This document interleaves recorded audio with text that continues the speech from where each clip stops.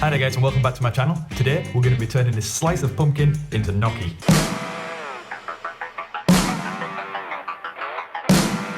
As you may know, there are many different types of pumpkin out there. This is a slice from a pumpkin apparently called cashew.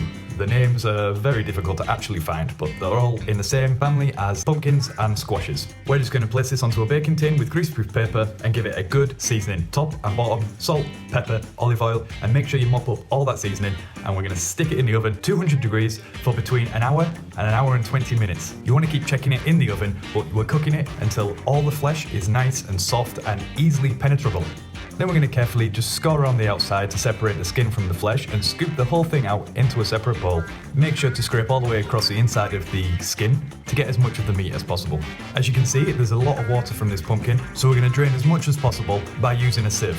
Gently press with the back of a spoon just to try and force that water out, because we want this mixture to be quite dry so we can actually form it into the gnocchi balls. Make sure you save this stock though, because that is ridiculously intense in flavour, and we're going to use it to cook the gnocchi in later on.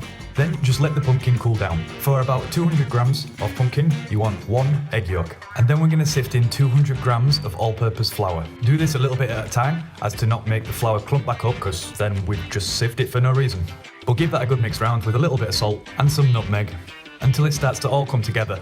Then pour it out onto your work surface, and we're going to knead this for about 10 minutes or until everything comes nice and smooth and not sticky but also not dry. Depending on how much water you've extracted from the pumpkin, this could get quite messy, so don't be afraid to add a touch more flour every time to stop it sticking to your hands in the work surface, but knead it until it's nice, smooth, like bread style dough. After you've made sure everything is pretty much covered in flour, pushing from the centre to the outside, just slowly roll out a nice long sausage, trying to make it as even as you can all the way along. Then lightly flour your knife. Then we can start cutting our gnocchi about 2 centimeters in length. And then to shape these, I literally just want to make them into a little pillow. So you get your finger and just poke them in the top. That little dimple in the top will fill up with all the sauce and flavour that we're going to create later on. So then do the same to all the rest and transfer them to a lightly floured baking tray, obviously so they don't stick, ready for cooking later.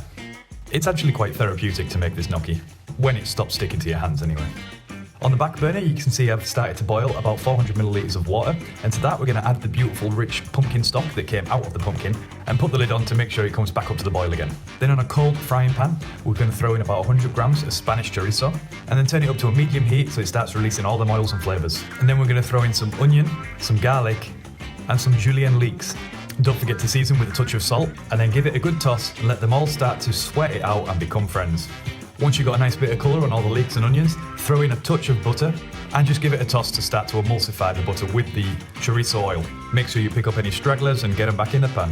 Then once your stock is boiling, throw in your gnocchi, and as you can see, it sinks to the bottom. So slightly shake your pan just to make sure they don't stick, and put the lid back on to bring it back up to the boil. Back in the other pan, we're going to throw in some spinach while we're waiting for our gnocchi to cook. You'll know when your gnocchi's cooked because they'll start floating to the top. It'll take between 2 and 3 minutes, and they'll also grow a little bit in size. So now transfer the gnocchi to the other pan, and we're going to ladle in some of that beautiful mixture into the pan to create the sauce. So give that a little swirl around and then throw in about 100 grams of cold butter, and make sure you reduce the heat.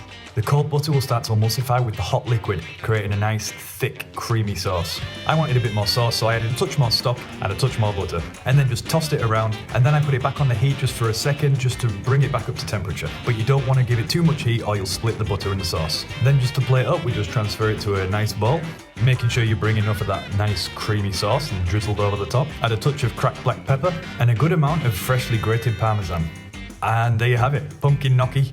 Chorizo, spinach, leeks, cheese, a beautifully buttery, creamy sauce. I must say this was a very, very rich dish, but extremely full of flavour. And as you can see with my fork wagging, I think I liked it.